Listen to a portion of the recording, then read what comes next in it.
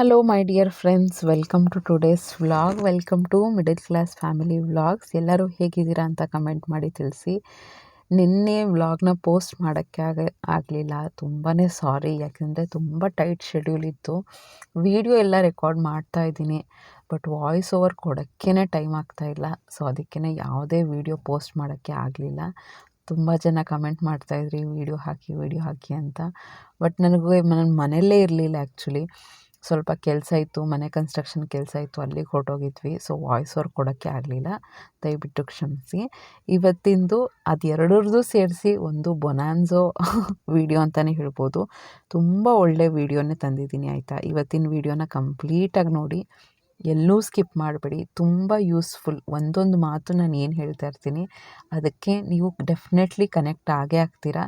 Video ಕಂಪ್ಲೀಟಾಗಿ ನೋಡಾಗಿದ ತಕ್ಷಣ ಹೌದು, ನಾನು ನೋಡಿದ್ದು ಇಷ್ಟು ನಿಮಿಷ ಯೂಸ್ಫುಲ್ಲು, ನಂತರಲ್ಲಿ ಏನೋ ಒಂದು ಚೇಂಜ್ ಬಂದಿದೆ ಅಂತ ಡೆಫಿನೆಟಾಗಿ ನೀವು ಅನ್ಕೋತೀರಾ. ಇದರ ಜೊತೆಗೆ ಒಳ್ಳೆ ರೆಸಿಪೀಸು ತೋರಿಸಿದ್ದೀನಿ, ಒಳ್ಳೆ ಮಾತು ಜೊತೆ ಒಳ್ಳೆ ಫುಡ್ ರೆಸಿಪೀಸ್ನ ನೋಡೋಕ್ಕೆ ರೆಡಿ ಇದ್ದೀರಾ ಅಂದ್ಕೊಳ್ತೀನಿ.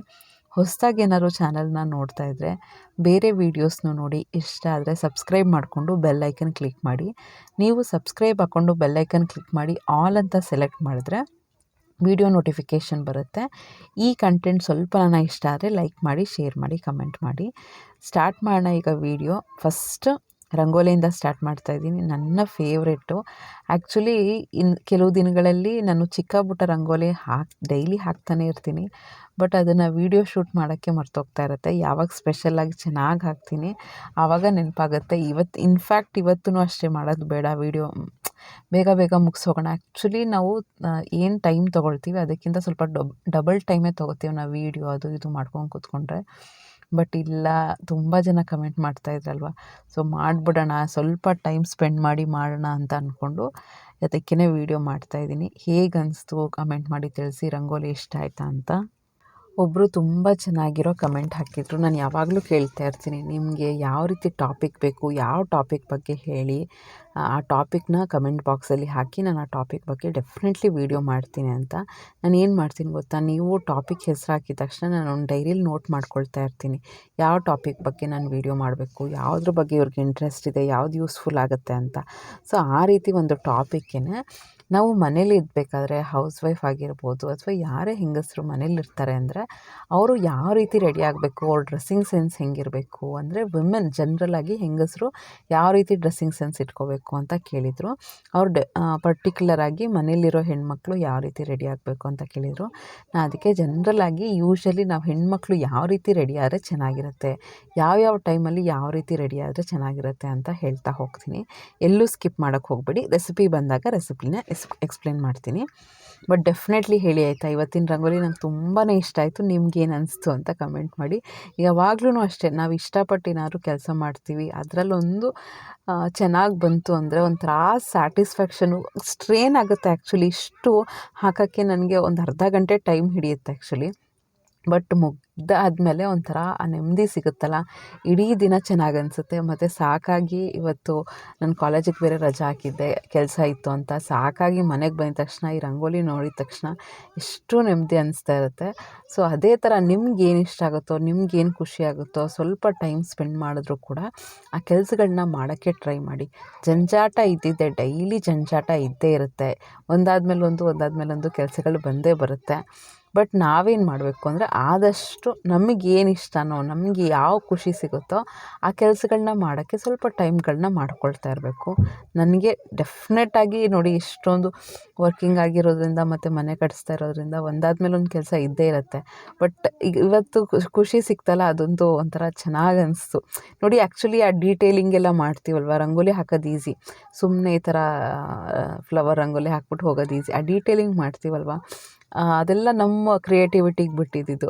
ಸೊ ಅದೊಂಥರ ಚೆನ್ನಾಗಿ ಅನಿಸ್ತಾ ಇರುತ್ತೆ. ಹೌದಲ್ವ, ನಮ್ಮ ಕ್ರಿಯೇಟಿವಿಟಿನ ಯೂಸ್ ಮಾಡಿಕೊಂಡು ಮಾಡಿದ್ದೀವಲ್ವ ಅಂತ ಒಂಥರ ಸ್ಯಾಟಿಸ್ಫ್ಯಾಕ್ಷನ್ ಸಿಗ್ತಾ ಇರುತ್ತೆ. ನೀವೂ ಅಷ್ಟೇ ಟ್ರೈ ಮಾಡಿ, ಯಾವ್ದು ನಿಮಗೆ ಖುಷಿ ಸಿಗುತ್ತೋ ಅದನ್ನು ಟ್ರೈ ಮಾಡಿ. ಎಷ್ಟೇ ಜಂಜಾಟ ಇದ್ದರೂ ಹೌದು, ನಮಗೋಸ್ಕರ ನಾವು ಟೈಮ್ ಸ್ಪೆಂಡ್ ಮಾಡ್ಕೊಂಡು ನಮಗೇನು ಖುಷಿ ಸಿಗುತ್ತೋ ಅದನ್ನು ಮಾಡ್ತಾಯಿದ್ದೀವಿ ಅಂತ ಖುಷಿ ಆಗುತ್ತೆ. ಸೊ ಬ್ಯಾಕ್‌ಗ್ರೌಂಡಲ್ಲಿ ತುಂಬ ಡಿಸ್ಟರ್ಬೆನ್ಸ್ ಆಗ್ತಾ ಇರ್ಬೋದು, ದಯವಿಟ್ಟು ಕ್ಷಮಿಸಿ. ಯಾಕೆಂದರೆ ಇಲ್ಲಿ ಮಕ್ಕಳು ತುಂಬ ಜನ ಆಟಾಡ್ತಿದ್ದಾರೆ. ನಾನು ಕಾರಲ್ಲಿ ಕುತ್ಕೊಂಡು ವಾಯ್ಸ್ ಓವರ್ ಕೊಡ್ತಾಯಿದ್ರು ಕೂಡ ಮಕ್ಕಳು ಆಟಾಡ್ತಿದ್ದಾರೆ. ಅವ್ರಿಗೆ ಏನು ಹೇಳೋಕ್ಕೂ ಆಗಲ್ಲ ಪಾಪ. ಪ್ಲೀಸ್ ಅಡ್ಜಸ್ಟ್ ಮಾಡ್ಕೊಳ್ಳಿ. ವಾಯ್ಸ್ ಏನಾದರೂ ತುಂಬ ಡಿಸ್ಟರ್ಬೆನ್ಸ್ ಬರ್ತಾಯಿದೆ ಅಂದರೆ, ಓಕೆನಾ.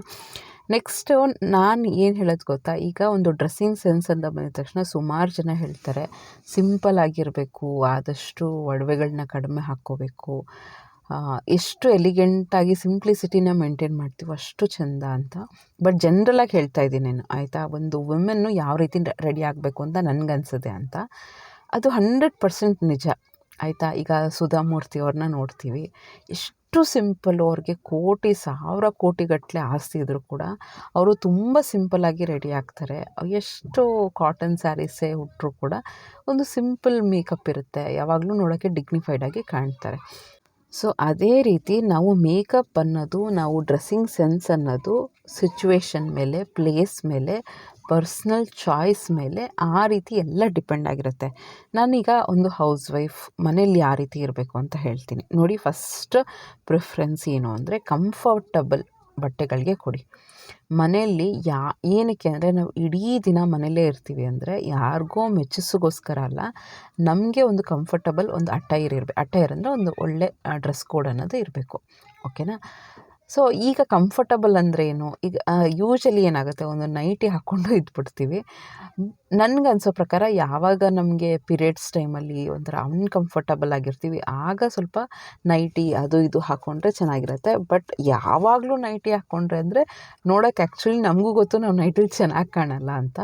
ಅದಕ್ಕೆ once in a while nighty, ಒಂದು ವಾರದಲ್ಲಿ ಒಂದು 2-3 ದಿನ ನೈಟಿಲಿ ಕಂಫರ್ಟಬಲ್ ಅನಿಸಿದ್ರೆ ನೀವು ಅದರಲ್ಲಿ ಇದ್ದರೂ ಕೂಡ ಆದಷ್ಟು ಡ್ರೆಸ್ಸು ಮತ್ತು ವಾರದ ದಿನಗಳಲ್ಲಿ ಸ್ಯಾರೀಸ್ನ ಉಟ್ಟರೆ ತುಂಬ ಚೆನ್ನಾಗಿ ಕಾಣುತ್ತೆ.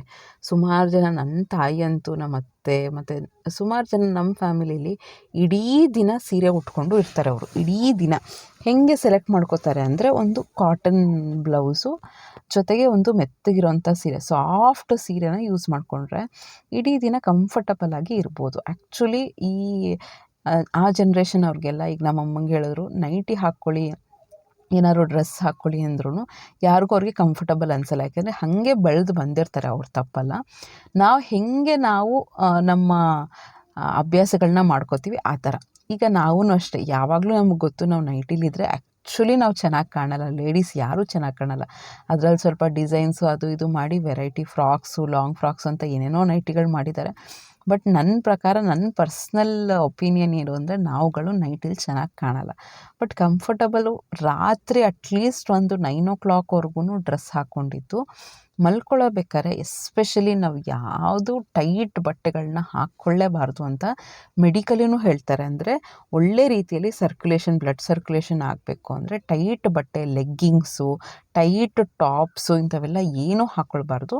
ಕಂಫರ್ಟಬಲ್ ಆಗಿ ಮಲ್ಕೋಬೇಕು. ಈ ರೀತಿ ಮಲ್ಕೊಂಡ್ರೆ ಒಳ್ಳೆಯದು ಅಂತಲೂ ಮೆಡಿಕಲಿನೂ ಎಷ್ಟೋ ಆರ್ಟಿಕಲ್ನ ಓದಿದ್ದೀನಿ ನಾನು. ಸೊ ಆ ರೀತಿ ಕಂಫರ್ಟಬಲ್ ಇದ್ದರೂ ಕೂಡ ಸ್ವಲ್ಪ ಲುಕ್ ವೈಸ್, ಈಗ ಮನೆಗೆ ಯಾರಾದರೂ ಬಂದರೂ ಕೂಡ ಹೌದು, ನಾವು ಪ್ರೆಸೆಂಟೇಬಲ್ ಆಗಿ ಅವ್ರಿಗೆ ಅಟೆಂಡ್ ಮಾಡೋ ರೀತಿಯಲ್ಲಿ ನಾವು ಇರಬೇಕಾಗತ್ತೆ.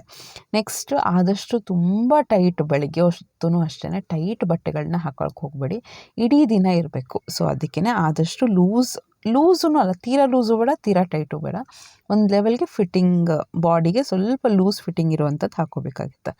ಬಟ್ಟೆಗಳನ್ನೋದು ಒಂದು ಪರ್ಸ್ನಲ್ ಚಾಯ್ಸ್. ನಾನು ಹೇಳ್ಬೋದು ಈ ಕಲರ್ ಚೆನ್ನಾಗಿರುತ್ತೆ ಅಂತ. ಬಟ್ ಒಂದು ಜನರಲಾಗಿ ನಿಮಗೆ ಅಂತ ಒಂದು ಪರ್ಸ್ನಲ್ ಚಾಯ್ಸ್ ಇರುತ್ತೆ, ಅದರ ಪ್ರಕಾರ ನೀವು ಹೋಗ್ಬೋದು. ನಿಮ್ಗೆ ಏನು ಖುಷಿ ಸಿಗುತ್ತೋ ಅದನ್ನು ಮಾಡ್ಕೋಬೋದು.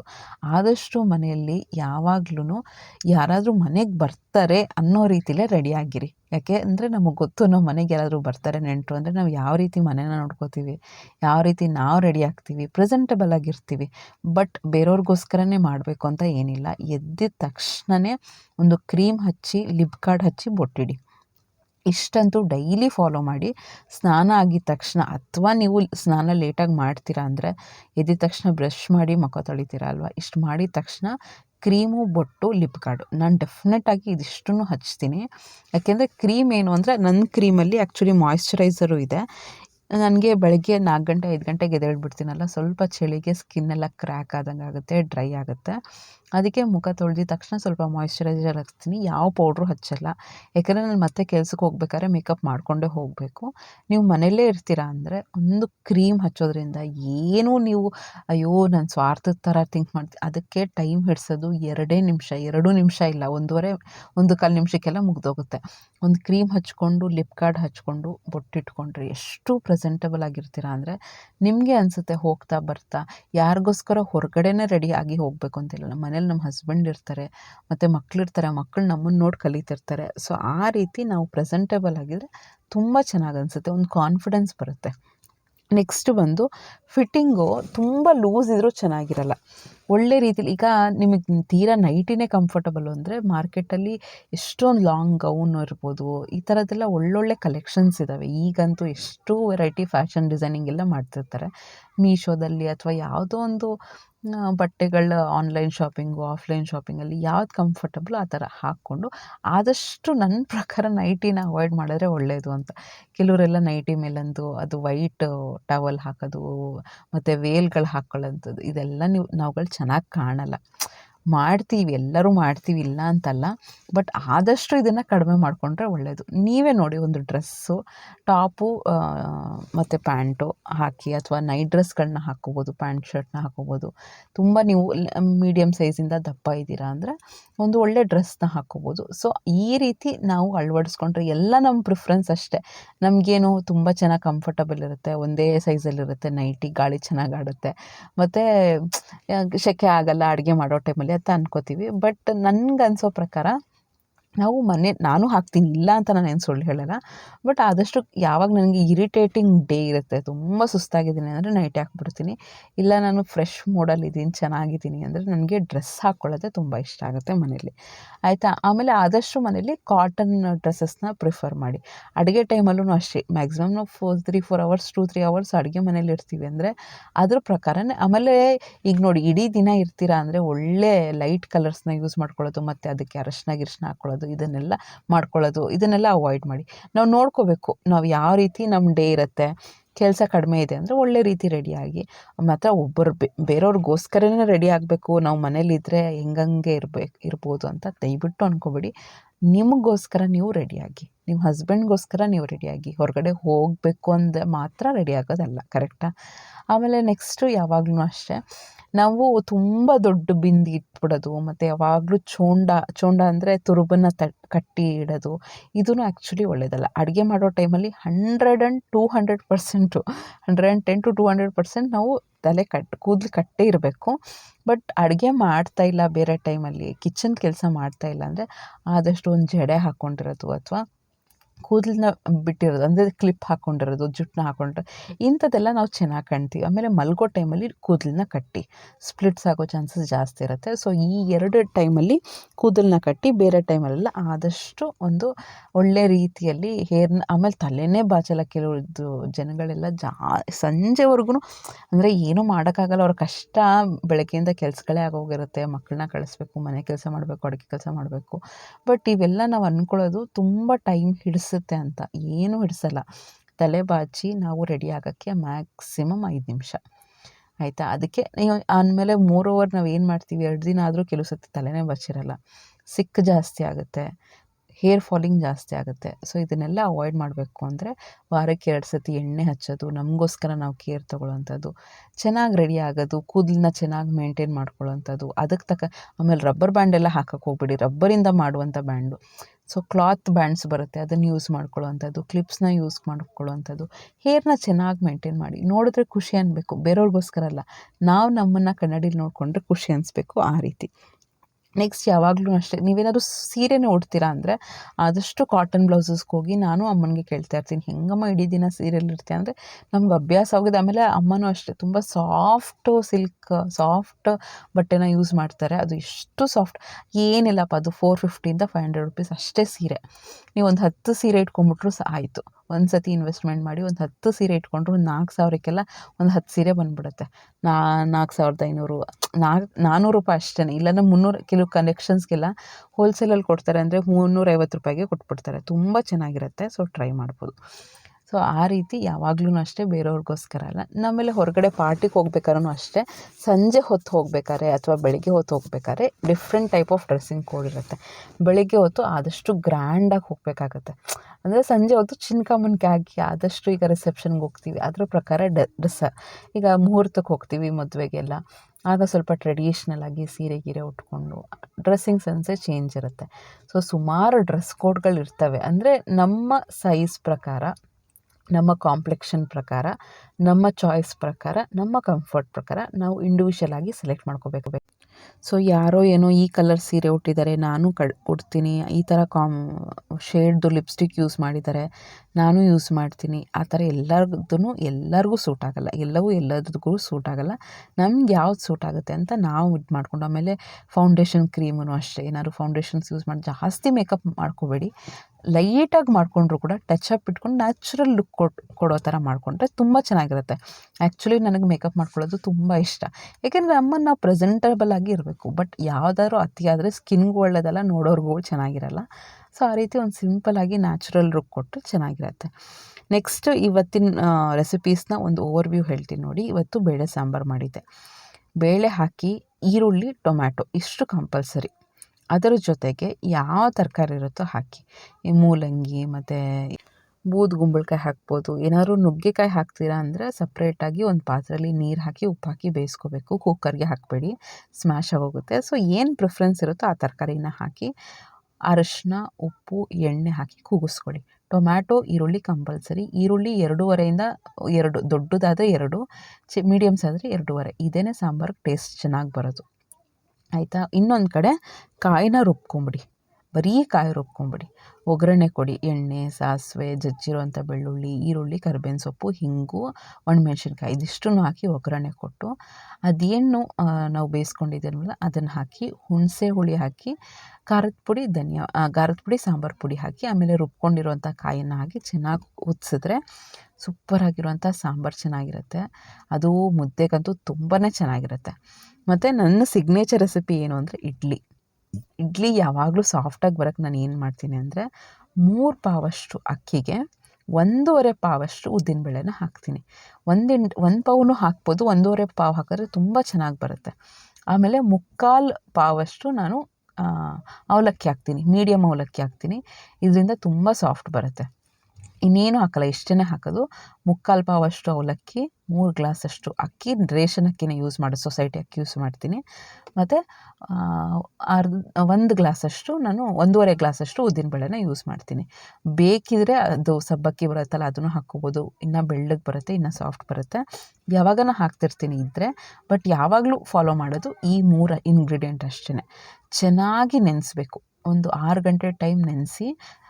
ಉದ್ದಿನಬೇಳೆನ ಸಾಫ್ಟಾಗಿ ರುಬ್ಕೋಬೇಕು. ಉದ್ದಿನಬೇಳೆ ಮತ್ತು ಅವಲಕ್ಕಿನ ಸಾಫ್ಟಾಗಿ ರುಬ್ಕೊಂಡು, ಅಕ್ಕಿನ ತರಿಯಾಗಿ ರುಬ್ಕೊಂಡು, ಆಮೇಲೆ ಚೆನ್ನಾಗಿ ಕೈಯಲ್ಲಿ ಮಿಕ್ಸ್ ಮಾಡಿ, ಉಪ್ಪು ಹಾಕಿ ಕೈಯಲ್ಲಿ ಮಿಕ್ಸ್ ಮಾಡಿ 8ರಿಂದ 10 ಗಂಟೆ ಟೈಮು ಚೆನ್ನಾಗಿ ಅದು ಉಳಿ ಬರೋಕ್ಕೆ ಬಿಟ್ಟು ಆಮೇಲೆ ಇಡ್ಲಿ ಮಾಡಿದ್ರೆ ತುಂಬ ಚೆನ್ನಾಗಿರುತ್ತೆ. ನಮ್ಮ ಮನೇಲಂತೂ ನೋ ಫೇಲ್ ರೆಸಿಪಿ. ನಾನು ಯಾವಾಗ ಇಡ್ಲಿ ಮಾಡಿದ್ರೂ ಕೂಡ ತುಂಬ ಚೆನ್ನಾಗಿ ಬರುತ್ತೆ. ಈ ಅಳತೆಯಲ್ಲಿ ಮಾಡಿ ನೋಡಿ. ಆ್ಯಕ್ಚುಲಿ ಇಡ್ಲಿ ಫರ್ಮೆಂಟೆಡ್ ಫುಡ್ ಅಲ್ವಾ, ನಮಗೆ ಟೆನ್ಷನು ಕಡಿಮೆ. ಬೆಳಗ್ಗೆ ಹಿಟ್ಟು ಏನೋ ರೆಡಿ ಆಗಿದೆ ಅಂದರೆ ಬೆಳಗ್ಗೆ ಹೊತ್ತು ಏನು ಮಾಡೋದು ಅಂತಲೇ ಸಿಕ್ಕಾಪಟ್ಟೆ ತಲೆ ಕೆಟ್ಟೋಗುತ್ತೆ. ಸೊ ಅದಕ್ಕೆ ಹಿಟ್ಟು, ದೋಸೆ ಹಿಟ್ಟು, ಇಡ್ಲಿ ಹಿಟ್ಟು, ಪಡ್ಡಿನ ಹಿಟ್ಟು, ಈ ಥರದ್ದೆಲ್ಲ ಹಿಟ್ಟು ರೆಡಿ ಆಗಿದೆ ಅಂದರೆ ಆದಷ್ಟು ಬೇಗ ಮಾಡಿಕೊಡ್ಬೋದು. ಆದಷ್ಟು ಫ್ರೆಶ್ಶಾಗೆ ಮಾಡ್ಕೊಳ್ಳಿ. ಫ್ರಿಜ್ಜಲ್ಲಿ ಹಿಟ್ಟನ್ನು ಆದಷ್ಟು ಇಡಬೇಡಿ, 2 ದಿನಕ್ಕೆ ಖಾಲಿ ಮಾಡಿಬಿಡಿಯಪ್ಪ. ಅದು ಉಳಿ ಬಂದರೆ ಹೊಟ್ಟೆಯಲ್ಲಿ ಅಸಿಡಿಟಿ ಎಲ್ಲ ಆಗೋ ಚಾನ್ಸಸ್ ತುಂಬ ಜಾಸ್ತಿ ಇರುತ್ತಂತೆ. ಅದಕ್ಕೆ ಆದಷ್ಟು ನಾವು ಹಿಟ್ಟನ್ನು ಆಗಲಿ ವಾರಕ್ಕೆ ಆ ಥರ ಎಲ್ಲ ಇಡಕ್ಕೆ ಹೋಗಬೇಡಿ. ನೆನೆಸ್ಕೊಳ್ಳಿ, ಅದರಲ್ಲಿ ಏನಿದೆ ನೆನೆಸಿ ರುಬ್ಬಿ ಒಂದು 2 ದಿನಕ್ಕೂ ಬೇಕಾದ್ರೆ ಮಾಡ್ಕೋಬೋದು, ಅದೇನು ದೊಡ್ಡ ಮ್ಯಾಟ್ರ್ ಆಗೋಲ್ಲ. ಸೊ ಅದಕ್ಕೆ ಈ ನಡುವೆ ನಾನು ಯಾವುದೋ ಒಂದು ಕಡೆ ಓದಿದೆ, ಹುಳಿ ಬಂದುಬಿಡುತ್ತೆ, ಹೊಟ್ಟೆಯಲ್ಲಿ ಅಸಿಡಿಟಿ ಆಗುತ್ತಂತೆ ಅದೆಲ್ಲ. ಸೊ ಆದಷ್ಟು ಫ್ರಿಜ್ಜಲ್ಲಿ ಇಡುವಂಥ ಹಿಟ್ಟನ್ನು ಜಾಸ್ತಿ ಯೂಸ್ ಮಾಡೋಕ್ಕೆ ಹೋಗ್ಬೇಡಿ. 2 ದಿನ ಫೈನ್, ಹೆಂಗೋ ಮೇಂಟೈನ್ ಮಾಡ್ಕೋಬೋದು. ನೆಕ್ಸ್ಟು ಜೊತೆಗೆ ಪಪ್ಪನ್ನು ಮಾಡ್ತಾಯಿದ್ದೀನಿ ಮತ್ತು ಸೊಪ್ಪಿನ ಪಲ್ಯ ಮಾಡ್ತಿದ್ದೀನಿ. ಕೆಲವು ಸತಿ ನಮಗೆ ಸೊಪ್ಪು ಕಡಿಮೆ ರೇಟಿಗೆ ಸಿಗುತ್ತೆ, 20 ರೂಪಾಯಿ ಕಟ್ಟು ಆ ಥರ ಎಲ್ಲ ಸಿಕ್ಬಿಡುತ್ತಲ್ವ, ಜಾಸ್ತಿ ತಂದು ಪಲ್ಯನೂ ಮಾಡ್ತೀನಿ, ಈ ಕಡೆ ಪಪ್ಪು ಮಾಡ್ತಾಯಿದ್ದೀನಿ. ಪಪ್ಪನ್ನ ಸುಮಾರು ಸತಿ ಹೇಳಿದ್ದೀನಿ. ಬೇಳೆ ಮತ್ತು ಹಸಿಮೆಣಸಿನ್ಕಾಯಿ, ಈರುಳ್ಳಿ, ಟೊಮ್ಯಾಟೊ, ಸೊಪ್ಪು, ಅರಿಶಿನ ಮತ್ತು ಎಣ್ಣೆ, ಉಪ್ಪು ಇದಿಷ್ಟನ್ನು ಹಾಕ್ಕೊಂಡು, ಕೆಲವು ಸತಿ ಹುಣಸೆಹಣ್ಣು ಹಾಕ್ತೀನಿ. ಇದಿಷ್ಟನ್ನು ಹಾಕಿ ನೀರು ಹಾಕಿ ಬೇಯಿಸ್ಕೊಂಬಿಡ್ತೀನಿ. ಪಪ್ಪುಗೆ ಮೇನ್ ಏನು ಗೊತ್ತಾ, ಒಗ್ಗರಣೆ. ನಮ್ಮ ಆಂಧ್ರ ಸೈಡ್ ಪಪ್ಪು ಅಂದರೆ ಒಗ್ಗರಣೆನೇ ಇಂಪಾರ್ಟೆಂಟು. ತುಪ್ಪದಲ್ಲಿ ಒಗ್ಗರಣೆ ಕೊಟ್ಟರೆ ಅಂತೂ ಆಹಾ ಏನು ಚೆನ್ನಾಗಿರುತ್ತೆ ಗೊತ್ತಾ. ಸ್ವಲ್ಪ ಸಾಸಿವೆ, ಜೀರಿಗೆ, ಹಿಂಗು, ಬೆಳ್ಳುಳ್ಳಿ ಮೇನ್ ಬೆಳ್ಳುಳ್ಳಿ ನಮ್ಮ ಪಪ್ಪುಗೆ. ಬೆಳ್ಳುಳ್ಳಿನ ಜಜ್ಜಿ ಈರುಳ್ಳಿನ ಹಾಕಿ ಫ್ರೈ ಮಾಡಿ ಒಂದೊಳ್ಳೆ ಒಗ್ಗರಣೆ ಪಪ್ಪುಗೆ ತಿಕ್ಕಿ ಮಸ್ತು ಕೊಟ್ಟರೆ ಅಪ್ಪ ಎಷ್ಟು ಚೆನ್ನಾಗಿರುತ್ತೆ. ಸೊ ಹೋಪ್ ಈ ವಿಡಿಯೋ ಇಷ್ಟ ಆಗಿದೆ ಅಂದ್ಕೊಳ್ತೀನಿ ಫ್ರೆಂಡ್ಸ್. ಯಾವಾಗಲೂ ಅಷ್ಟೇ ಮನೇಲಿ ಖುಷಿಯಾಗಿ, ಅಯ್ಯೋ ನಿಮಗೆ ಬೇಜಾರಾದರೂ ನಾನು ಫಸ್ಟ್ ಮಾಡೋದೇನು ಗೊತ್ತಾ, ಚೆನ್ನಾಗಿ ರೆಡಿ ಆಗಿಬಿಡ್ತೀನಿ. ನನಗೆ ಬೇಜಾರು ಏನಾದರೂ ತುಂಬ ಸುಸ್ತಾಗ್ತಾ ಇದೆ ಅಂದರೆ, ಸುಸ್ತಾದರೆ ರೆಡಿ ಆಗಲ್ಲ, ಸುಸ್ತಾದ್ರೆ ಮಾಡ್ಕೋತೀನಿ. ಮನಸ್ಸಿಗೆ ಏನಾದರೂ ಬೇಜಾರಾಗಿದೆ ಅಂದರೆ ರೆಡಿ ಆಗ್ತೀನಿ ನಾನು. ಆವಾಗ ಸ್ವಲ್ಪ ರಿಲ್ಯಾಕ್ಸ್ ಆಗುತ್ತೆ ನನಗೆ. ನಾನು ಚೆನ್ನಾಗಿ ಅನಿಸ್ತಾ ಇದ್ದೀನಿ, ಒಂಥರ ಫ್ರೆಶ್ ಅನಿಸುತ್ತೆ, ಕಾನ್ಫಿಡೆನ್ಸ್ ಅನಿಸುತ್ತೆ. ಅದನ್ನು ಮರಿತೀವಿ ಸ್ವಲ್ಪ. ಯಾವಾಗ್ಲೂ ಬೇಜಾರು ಮಾಡಿಕೊಂಡು ಡಲ್ಲಾಗಿರಬೇಡಿ. ಮನೆಯಲ್ಲಿ ನಾವು ಹೆಂಗಿರ್ತೀವಿ ಅದ್ರ ಮೇಲೂ ನಮಗೆ ಬೆಲೆ ಸಿಗುತ್ತೆ ಆ್ಯಕ್ಚುಲಿ. ಏನೋ ಒಂಥರ ನೈಟಿ ಹಾಕ್ಕೊಂಡು ಅದು ಅಡುಗೆದೆಲ್ಲನೂ ಅಲ್ಲಿ ನೈಟಿಗೆ ಒರೆಸ್ಕೊಂಡು ಆ ಥರ ಎಲ್ಲ ಮಾಡೋಕ್ಕೆ ಹೋಗಬೇಡಿ. ಎಲ್ಲ ಇವತ್ತಿಂದನೇ ಚೇಂಜ್ ಆಗಿ ನೀವು ನೈಟಿ ಯೂಸ್ ಮಾಡ್ತೀರಾ, ಒಂದು 6 ತಿಂಗಳಿಗೆ 8 ತಿಂಗಳಿಗೆ ಅದನ್ನು ಚೇಂಜ್ ಮಾಡ್ತಾಯಿರಿ, ನಿಮಗೆ ಕಂಫರ್ಟಬಲ್. ಬಟ್ ಪೀರಿಯಡ್ಸ್ ಟೈಮಲ್ಲಿ ನಿಮ್ಗೆ ಏನು ಕಂಫರ್ಟಬಲ್ ಆ ಥರ ಮಾಡ್ಕೊಳ್ಳಿ. ಬಟ್ ಬೇರೆ ಟೈಮಲ್ಲಿ ನೈಟ್ ಡ್ರೆಸ್ಗಳನ್ನ ಇಂಥವೆಲ್ಲ ಪ್ರೆಸೆಂಟೇಬಲ್ ಆಗಿರಿ, ಎಂಜಾಯ್ ಮಾಡಿ. ಓಕೆನಾ. ಸೊ ಹೋಪ್ ಈ ವಿಡಿಯೋ ಇಷ್ಟ ಆಗಿದೆ ಅಂದ್ಕೊಳ್ತೀನಿ. ಖುಷಿಯಾಗಿರಿ. ನೋಡಿಯಪ್ಪ, ನಮಗೋಸ್ಕರ ನಾವು ಜೀವನ ಮಾಡಿಕೊಂಡು ಖುಷಿಯಾಗಿ ಇರಬೇಕು. ನಾವು ಚೆನ್ನಾಗಿದ್ರೆ 4 ಜನನ ತುಂಬ ಚೆನ್ನಾಗಿ ನೋಡ್ಕೋಬೋದು. ನಾವೇ ಹೆಂಗಂದಂಗೆ ಇಟ್ಕೊಂಡು ಎಲ್ಲ ಬರೀ ಸ್ಯಾಕ್ರಿಫೈಸ್ ಮಾಡ್ಕೊಂಡು ಇದ್ಬಿಟ್ರೆ ಒಂದು ಮೂಮೆಂಟಲ್ಲಿ ನಮ್ಮ ಲೈಫಲ್ಲಿ ನಾವೇ ಇರಲ್ಲ. ಸೊ ಅದಕ್ಕೇ ಆದಷ್ಟು ಖುಷಿಯಾಗಿ ಲೈಫ್ನ ಲೀಡ್ ಮಾಡಿ ಅಂತ ಹೇಳ್ತಾ ಈ ವ್ಲಾಗ್ನ ಮುಗಿಸ್ತಾ ಇದ್ದೀನಿ. ಮುಂದಿನ ವ್ಲಾಗಲ್ಲೇ ಸಿಗ್ತೀನಿ. ನಮಸ್ಕಾರ.